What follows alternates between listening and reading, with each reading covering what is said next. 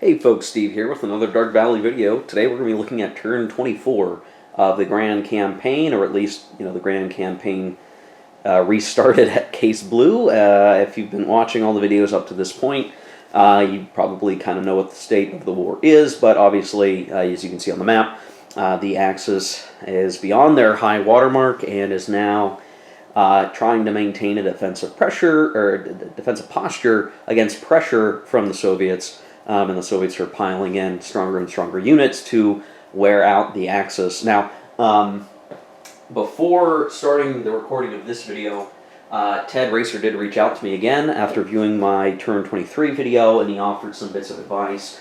That, yes, he confirmed, I had found the note in the rulebook on video, but he did confirm, the HQs can't travel by rail, they have to move, but they ignore terrain costs, so if we really dedicated the time, we could get Zhukov down to the southeast, which is what I'm thinking of maybe doing, get him down here and help push units that way.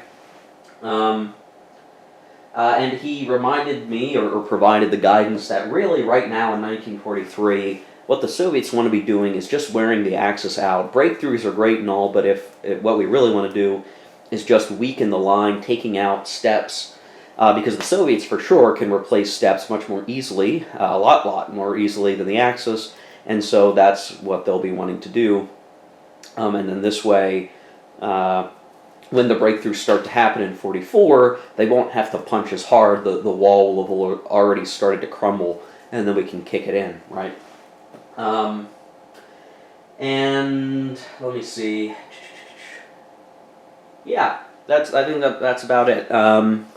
And everything else, just in terms of where we're at, I think we're in good shape. I want to take a moment and just talk to the fact that this turn, if we were playing a scenario, this is the start of Operation Citadel, and is actually one of the start points one can select in the scenario book. So you can play, Operation Barbarossa, you can play Case Blue, have those be 8 to 6 turns long or whatever. Well, this would also be another starting point, the third scenario in the overall set of scenarios, and would last 6 turns, basically to, it looks like the end of turn 29 is what it looks like, so basically 6 turns of gameplay there. And would be, because it's Operation Citadel, really all about the Kursk salient, which in our game at the moment is not really a salient, it is behind the front line. Now, if you wanted to play that scenario, you could go and you could, if you wanted to, set up that scenario, play it for 6 turns, and just have fun as a shorter scenario. Or again, like we've done with some of the videos here, you could say, okay, I'm going to start at Operation Citadel, and then I'm going to play the rest of the campaign game. You can do that too, so there's flexibility there. Here's some of the text of the scenario book, just to see, like, if we were playing Operation Citadel, if the Axis got 35 victory points or more, they would win. If at the end of the first turn, they've eliminated the Soviet Special Fortified Zone marker in Kursk, then they would potentially win. And then there's some other pieces of the puzzle here you can see. And I won't get too far into this because we're not playing that scenario, so it doesn't really matter. But just, something to think about, that if you want to start a campaign game on, or rather at the time of Operation Citadel, there are some things to keep in mind there with Operation Citadel that you'll want to watch out for. And as a reminder, I put my fortified zone up here in the north, with just the idea that maybe I can pull some units off the line there if I want, and apply them elsewhere. But I'm not sure I really need to do that now either. It's sort of, just the game position has reduced the effectiveness of that particular marker. But I could see a lot of cases in other games, depending on how they played out, where that would be very useful to have. So I'm going to take a look very quickly at our setup for reinforcements, and again, I'll make the call out here that there's really not a whole lot for the Axis. They don't have any withdrawals, and in terms of replacements, we're going to get some SS Panzer units to full strength, but I don't really have that many anyway, so it won't be a huge gain, but we'll look at that. at the right time. In terms of what is actually going to come on, love that drag sound on the floor. Here's what's coming in as reinforcements for the Soviets. So they're going to get a whole bunch, well, 4, which is a fair bit. 4 more Air Force markers, which have come in handy in the past. I should also point out, since we're looking at these, that starting earlier in 43, we're now many turns into 43, but in 43, you could now use 2 Air Force markers per combat. Before 43, the Soviets could only use 1, meaning adding 1 extra combat factor to their combat, attack, or defense, or whatever. Now, or for the past few turns they've been able to, and I've not mentioned it, they can use up to 2. And once we get into 1944, they can actually use up to 4 in a single combat, which means they can toss in 4 combat strength kind of wherever, and that helps match the ability of the Axis to similarly, throw in their air units for 4 combat factors. And something that I noticed in the Dark Sands when I was going through that game, as well as this game, is that these combat factor increases are really most beneficial, it seems, to the defender, because everything in combat is related to ratios. The defender even getting 1 more combat factor can actually make a big difference in determining what column of the combat chart you're going to use. And at this point now, the Soviets, sure, being able to throw an extra combat point in there on defense, might be helpful, but the Soviets really won't be as much on the defense anymore. They're really going to be more on the offense. And so, these couple of extra combat factors will have limited use, but they could be that deciding combat factor that gets you to 3 or 4 to 1 odds rather than 1 level lower. So I think the Soviets are happy to get more Air Force markers, and they're happy to use more and more combats. That's all goodness. Then we also have some guard replacements, so we're going to replace a few tanks on the map and upgrade them to guard status, and then we'll likely be pulling some off the map in order to put a tank guard tank army. I gotta make sure I say that right. Guard tank army onto the map, which will just be yet another major sledgehammer that we can get into the mix here. And I will need to think about where I would like to put it. I've got a couple of ideas about where it will be most effective. I think what I want to do is, this is speak Soviet strategy for a second. I really, and I at least want to match history, and this will be easier to maybe take care of than up here where it's just kind of wonky anyway. I'm having a lot of combat power here to break through this way. I have a decent amount of combat factors here to punch through this way, maybe cut these guys off or cause problems around Rostov. And what I want to maybe do is get some guys here at this hinge that you can see that might be hard to crack. But if I can get enough combat and push bam this way, we've sort of got a 3-pronged smash that will wreak havoc on the Axis and potentially keep them from maintaining order as they retreat, because I'm not going to do some gigantic encirclement that will encircle this entire front. That's probably not going to happen. But I could use this to do more localized breakouts when the time comes. I don't know that the time's going to come yet. We'll probably have to wait till 44, but I at least want to be ready and have that pumped and primed with the units in the right places. I do have some strength up here, and that's really mostly to just cause problems for the Axis along that line and start chipping away at them. So I think all that's working out fine. Otherwise, the Axis isn't getting much. They're going to get those SS Panzer replacements. The Soviets are going to get these upgrades, and then they're going to get their 30 points of replacements, which will be dedicated towards flipping these injured units on the map to full strength. They really need to do that and get those in a tip-top shape. And depending on if we have any leftover points after doing all that flipping, we'll try to rebuild that. You got the glare on him, but he is a guard corps, a 4-4 guard corps.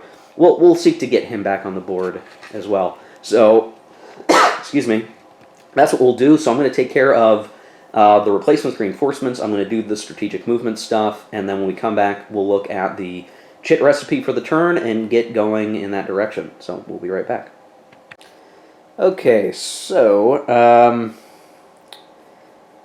not a whole lot to speak of there. I got the units on the board, had 30 replacement points for the Soviets, and it's funny how quickly that goes away when you start replacing those big, powerful Guard Army infantry armies, because they take 7 replacement points to flip, and 7 divided by 30. I mean, it's not that many, honestly. It's really not that many. And I was topping off some of our tank armies as well. So there's actually 2 Guard infantry armies up here in the north that I actually did not replace, which is okay. I don't think I'm hurting there for them. They're more there to help be a hammer in the north, and they can wait until next turn to be replenished, but I should try to put them high in my sort of priority list to replace, but that may depend on what else I do this turn in terms of combats. Now, Axis will have initiative, so maybe the Soviets will take this moment to not get too antsy in their pantsy and using the sledgehammers just yet, but we'll figure that out as we go here. Now, in terms of strategic movement, I did roll well for the Axis, but really all I ended up doing is moving a few of the Panzer divisions into sort of reserve locations along the line, so that if there is some sort of breakout or problem, I've got some units nearby that I can react, because they're not on the front line being particularly useful. I mean, they could be, but I had kind of held them off while they got replacements, and now hopefully that will be a good move. It could be a mistake here, and maybe those guys are better off sitting in the front line being defensive factors against attacks, but we'll see how it goes. If it turns out I screwed that up, I can try to railroad them back up to where they need to be and play active defense, I guess. For the Soviets, it was a simple thing. They railed their new Guard tank army closer to the front out of Saratov, and I moved that one corps a little bit higher. He needs to get up here and step in line so that some of our reduced armies up there can also be replaced ultimately. Really minor, but what I don't want to do is be doing well down here and then having problems up here, because that's going to take away our momentum. So I at least need to maintain the north wall, so to speak, and let the if this can be the anvil, down here's the hammer kind of thinking, right? Okay, so I think that is it for all that strategic movement stuff now. And I shouldn't forget, I gloss over it quickly, but I shouldn't forget, there's also the air base segment, and really right now, all of my air is where I want it to be. I need to flip this guy off of his done side. But, there we go. Pretty much all the air bases are kind of where I want them to be, or where they need to be, covering the most important parts of the front, and I don't see much reason to change that at the moment. So now we should look at the action phase and the recipe for this turn. If I take a look, so we are now in July of 1943, and what's interesting is that this action chit recipe is going to last from July to November. So this is actually quite a stretch of time, and it'll be interesting. I'm gonna keep us recording here, I guess, because I don't want to have to take a. Well, okay, I do need to put a cut here because I need to do some thinking. The Axis gets to pick 2 Panzer armies to move around, or Panzer HQ, I guess I should say. So I will want to think about that. Yeah, okay, I'll be right back, guys. Okay, so here's the action chit recipe for the next several turns. The Axis get their move or combat chits. So these are the or chits, whatever comes up. If the Axis chooses for their initiative to do move, then the second chit will be combat. And this might be an opportunity where we say, well, we'll let things happen as they will, and we'll save our movement for later. I could see this being a good time maybe to do that. I'm not sure. If we move first, we can again pull back and have the Soviets maybe have some wasted actions.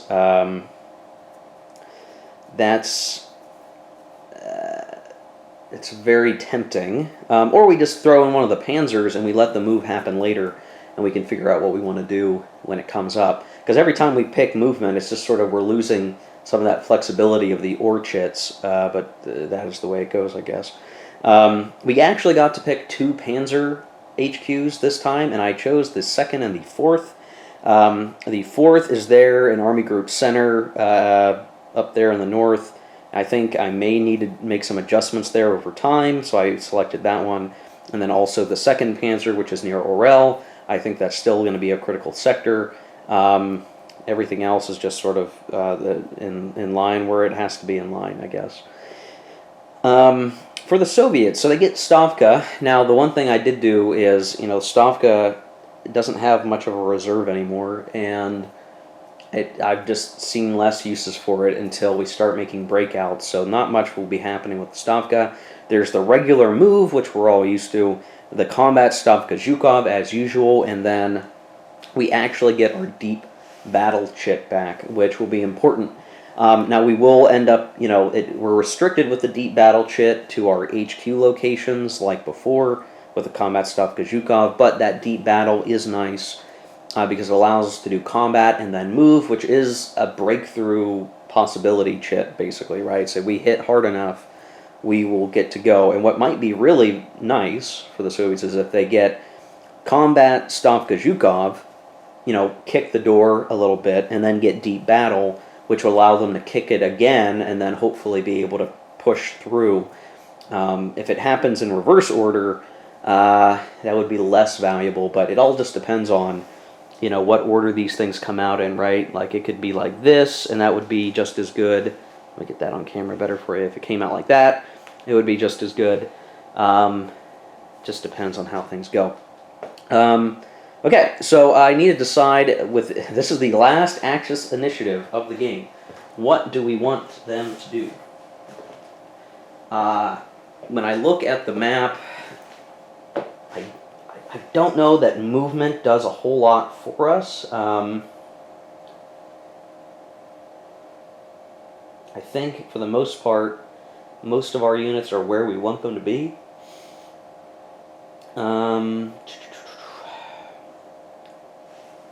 If I look in a couple of places, yeah, I don't know.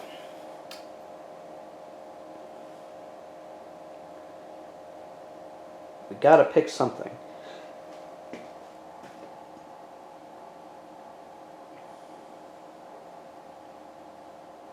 It's tough. I might just.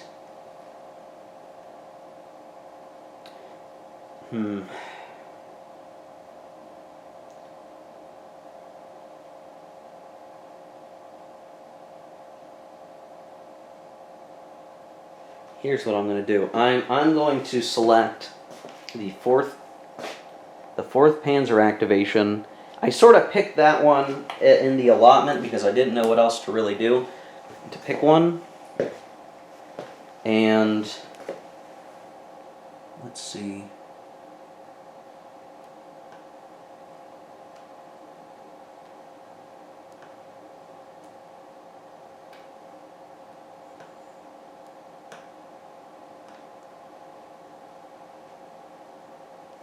There, I moved, I adjusted a unit, and that's it for initiative. I'm sort of giving up initiative here, but I have all of my units exactly where I want them to be. So what I did was, I moved one reduced Panzer Corps over here that was standing, and I added it to that stack at the tip of my fuzzy finger there to add some combat factors to top off that stack a little bit. And that's my 4th Panzer activation. That's it. That's all I want to do. I just want to get that guy in place, and that will now leave it to the cup, and we'll figure things out. Because again, there wasn't anything I wanted to move where I felt like I was going to get a lot of value out of it. I want to wait to see and let my Axis movement chit be something I can use to fix anything that happens here. It's a much more defensive way of looking at it, I guess. I don't have anything to correct, so I want to leave that movement to be a cover my butt action. Which now puts everything else in the cup. So let me get this zoomed out so you can just appreciate where we're at. I'm going to put all these things in the cup. Now, I didn't show it on the counter sheet or the chit recipe, I should have noted that Manstein is still available, and he is. I didn't use Manstein this term yet, or this year yet, or this summer, this season. He's in the available box, but we'll let it go. Soviets aren't going to use Stavka right now. They don't see a real need. I only have the one tank brigade or tank corps in there now after doing their upgrades and replacements. So I really don't see much use for it at the moment, other than, hey, if we need to chuck somebody in there for safety purposes. So we'll just go to the cup and we'll see what we get. And I got, was that logistics? Yeah, logistics, okay. Boom! There goes logistics, which means that even if the Soviets got any breakthroughs, it won't be terribly useful for the rest of the turn. Logistics has mattered less for the long while because for the most part the line is stable. So everybody's in supply, no supply concerns here. We're going to go back right to the cup. And we pull. Oh boy, okay. Axis combat or move. Well, since we don't need to move anything, I think I'm going to use this as a combat chit. And if there's any places along the line where maybe we can pull something off here and knock the Soviets off balance, then we'll try to do so. So I'm going to take myself off camera. I'll do a quick check down along the line and see if there's anything that makes sense. And then we'll come back and I'll speak to the results of anything that we did. Though, again, I'm not sure that I will actually attack. We'll be right back. Okay, with the Axis combats, we actually did make a couple of retreats happen, which was nice. I didn't even bother trying up here, but I did force a retreat here, which actually caused the HQ to move back, because it was on the front line there, which maybe was a bad idea anyway, but it's probably fine for the Soviets. It's more of an annoyance than anything that they got forced back. And then I also did the same thing down here and forced a move back, though it was close. Now, I was rolling on the 3-to-1 chart, which really isn't great. Like, I very easily could have rolled BL1s, which would have been bad, but I got lucky. So we'll chalk that up to good luck, and we'll see how these chits come out for the Soviets, because if they come out where, oh hey, you know, here are all your combats before your moves, then we will have missed out on maybe a couple of opportunities. Not really huge ones, but and really, you know, because we don't have an HQ down here, this might have been stupid to even bother rolling. I shouldn't have rolled that one, probably, now that I think about it, because those units maybe aren't going to be trying to attack, or if they try to attack, it'll be low likelihood of gaining anything, and I just forced a retreat for nothing because they're just going to move right back. I don't know. Now that I'm thinking about it, that was foolish. Oh well. Okay, we go another chit cup. And we pull. Oh, there it is. Soviet deep battle. So, let me just make sure I understand the deep battle, because I believe it is, let's see, on turns 34 and above, nope. Okay, so, until turn 34, which will not be for a while, the deep battle chit allows us to activate either Stavka or Zhukov and do combat and then move. So, I will probably activate the most units with Stavka. 1, 2, 3, 4, 5, 6. Yeah, that can kind of activate all the things I want to do. But if I do Zhukov, I can move some of those units back into the front line position that I want them to be in after combat. So I think I'm going to activate Zhukov here. He'll still be able to activate these guys down here and punch at the Axis a little bit, and then during movement, let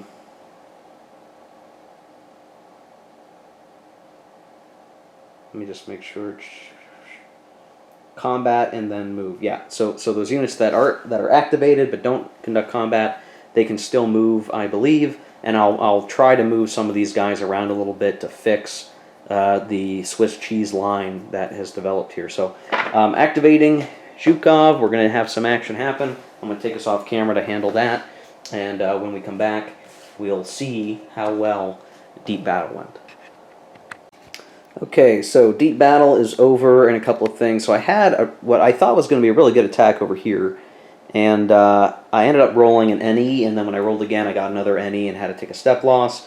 I took it from a regular army, no big deal. The bigger event here was that we managed to take a Hex from the Axis. We forced them back. They retreated to Orel.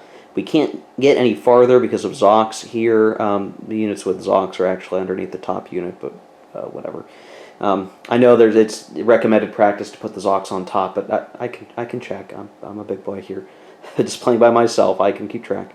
But it's important because like they're now getting closer to being able to punch through. Now, unfortunately, the units that are actually here are not our infiltration-capable units.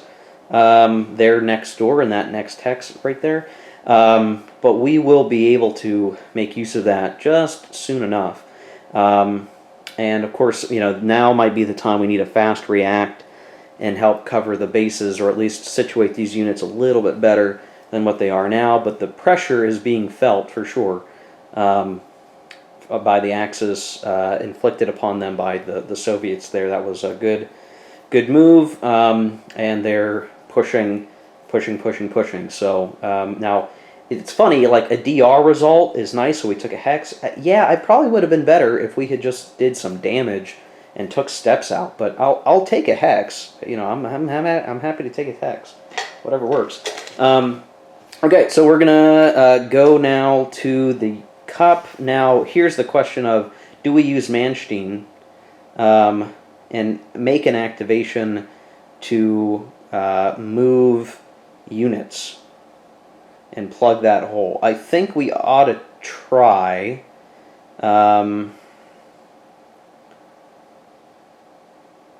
I don't know. Is now the time to do it? I'll hold off, but it just depends on how the chips come out. We'll go to the next Cup and just see. And we get, okay, well, there's Soviet move. Now, again, my infiltration-capable units really aren't situated to make much ground here because this Hex is pretty much maximum stacked, and they're not going to be able to ooze past those Zox, even if I wanted to with my infiltration units. But I can at least get units kind of situated back to where they really need to be. So for this movement, it's really, for me, going to be about swapping some units out that are injured and getting things sort of in a more acceptable position for the next attack, which will be coming. It'll be Combat Zhukov, but the Axis will also have some moves coming up. So I'll take myself off camera here. I'm going to make the moves. You can kind of see what I'm going to fix this. I'm going to get that guy pulled forward and that guy. Fix up some stuff here, swap out some injured units, and then probably take care of this guy up here and get the swap happening. So should be pretty simple, and then we'll be back.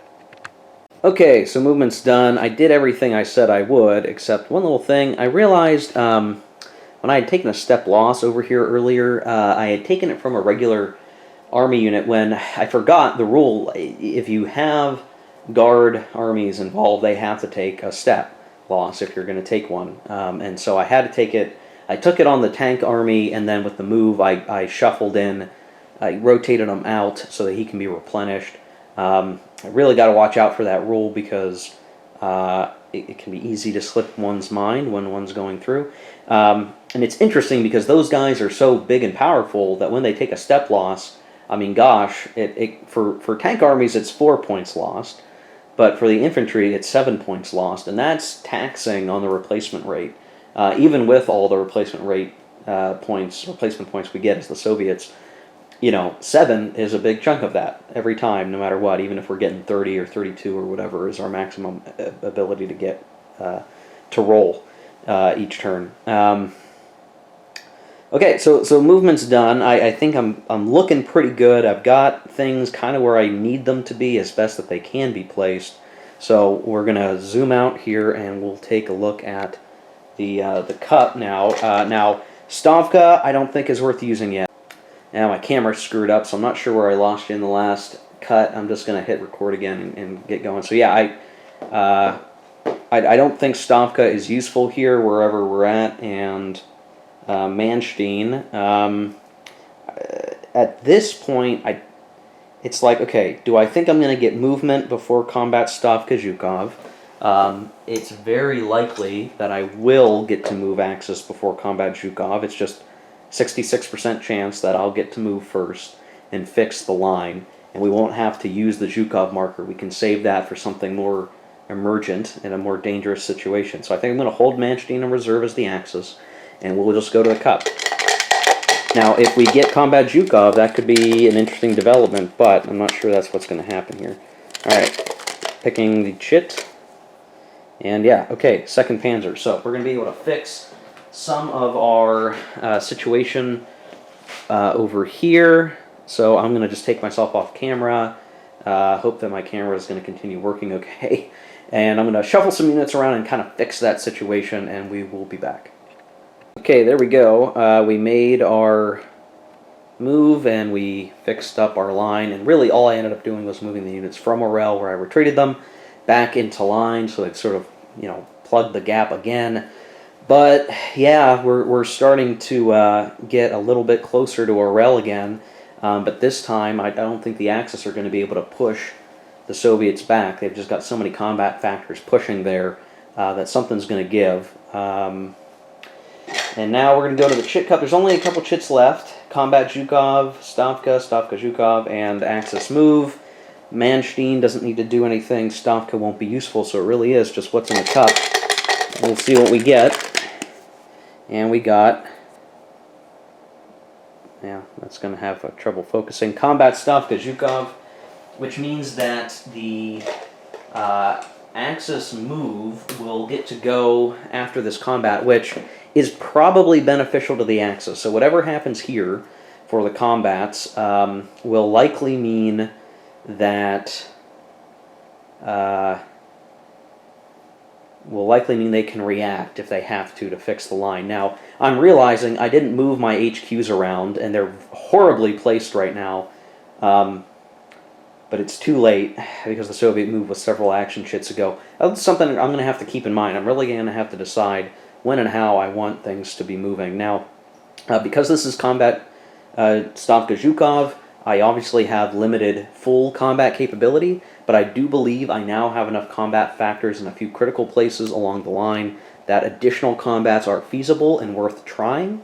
So I'm going to take some time off camera. I'm going to go down the line, figure out where I want to push, and we'll take care of the combats, and when we come back, I'll show the aftermath, and we'll likely just go right into the Axis move. Maybe I'll even do that on camera because, I don't think Manstein's going to make any difference for us, and I don't think Stavka's going to make much of a difference either in terms of those extra activations, because it's just so limited in terms of usability that I just don't see much use doing it. I will say right here, due to just sustained bombardment, this hex at the tip of my fuzzy finger that is in that salient there against the fortified zone has just that 1-step 2-4 unit of the Axis. It's been getting chipped away, and losing that hex is probably what is going to necessitate a pulling back of the line a little bit somehow along the north, just to help cover that, because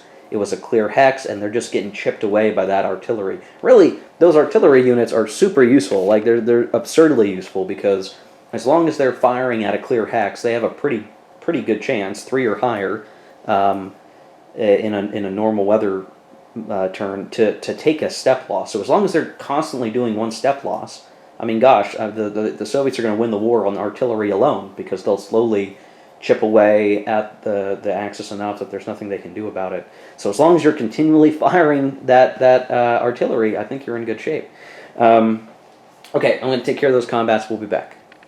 Well, okay, let's start down here. So combat Zhukov, I did some unsupplied, or what, I'm not sure what you want to call them, uncoordinated attacks, we'll call them.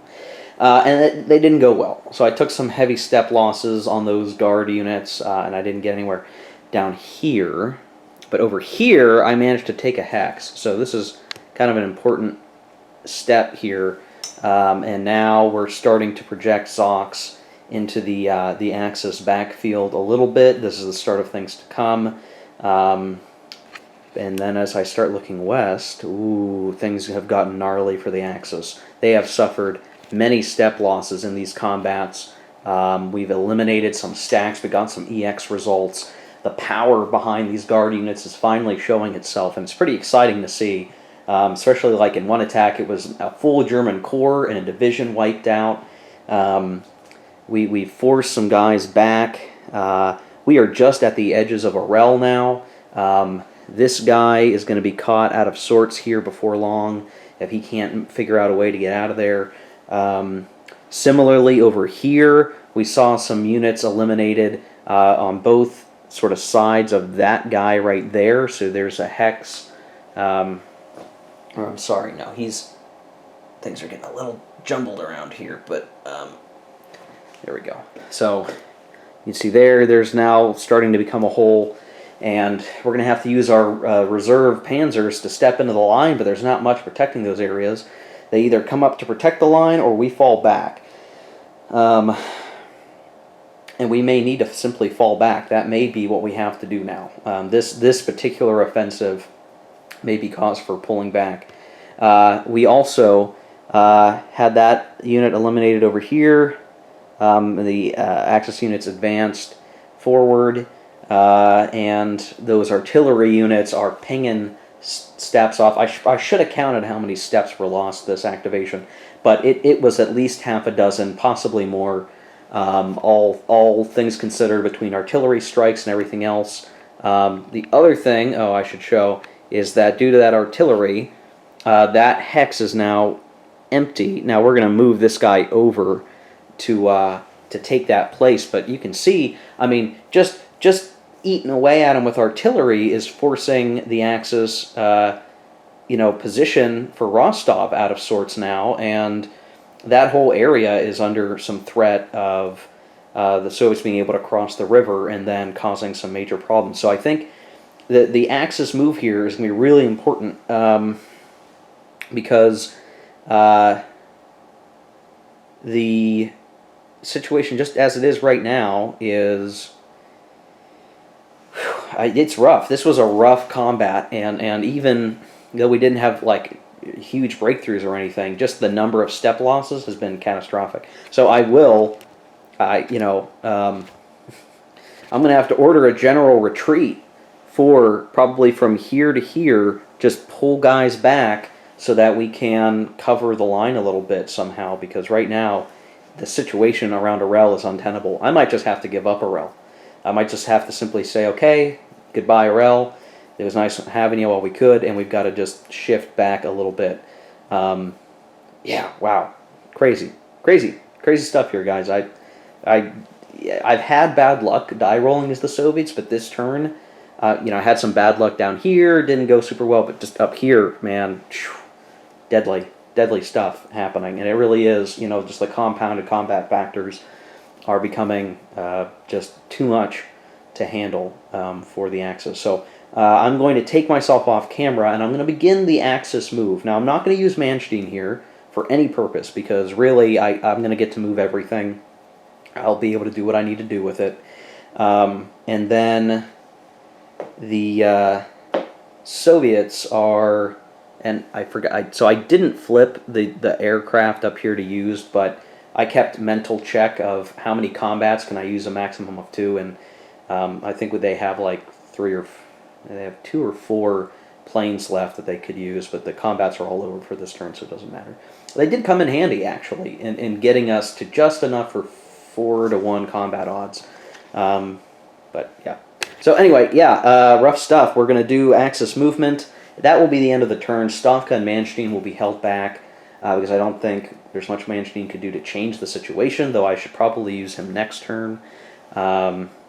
He becomes modal at some point. I better look at that too while I'm at it. But yeah, we're going to do Axis movement. We're going to see what we can do when we come back. We'll show the position after that movement, and that will probably just be the end of turn 24. So see you in a second.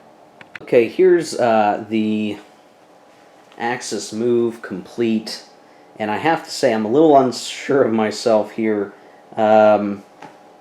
because so much of this is a question of, did I pull back enough? Probably not. I moved back enough so that I could account for the step losses and have decent coverage along the new line. So the new line, just to kind of show you, still runs from the Lake Ladoga down. I had to keep these guys up because I have to stand in Smolensk, and I had to put units there. And it sucks that we had to pull back so far, because if we lose Smolensk, then the German army is going to be split in half, essentially, because we're already getting close to the Pripyat marshes. Then we go down, down, down, down, down, down. We're going to hold Orel as we can. Then down, down. Here, a new hinge I've put in place, and then down, down, down, down, down to there. Now, unfortunately, these guys are still going to be under the gun of that artillery. There's nothing I can do about that, honestly, other than to keep some units sort of nearby and to be a problem. And then otherwise, I just pulled back. Now, I could keep pulling back more and more and more, and maybe that's what I should have done. But we'll see. Maybe that was just a lucky attack for the Soviets, and we'll be able to hold on.